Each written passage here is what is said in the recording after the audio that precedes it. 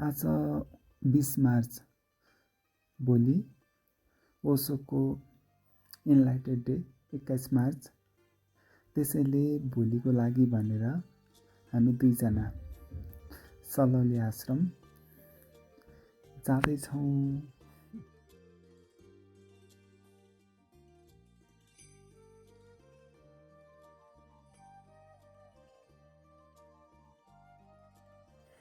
पोखराबाट हिँडेको करिब 4.5 घण्टामा हामी आश्रम आइपुगेका छौँ र आज आश्रमको माझीहरू स्वामीजी यहाँ रहनुभएको छैन। मनिषा माझीलाई रिसिभ गर्नको लागि काठमाडौँ जानुभएको छ र यहाँ अरू माझीहरू स्वामीजी यहाँ काम गरिरहनु भएको छ र यो सुन्दर दृश्यहरू कति आनन्ददायक छ।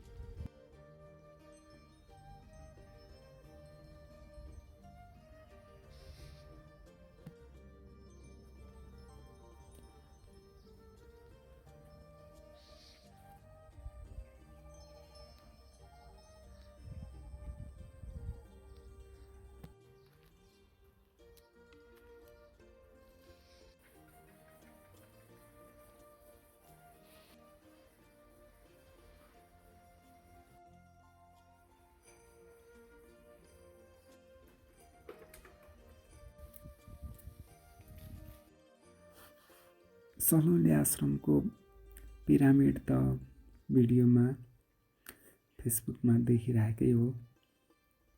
आज अब यो निहाल्ने अवसर पनि जुरेको छ।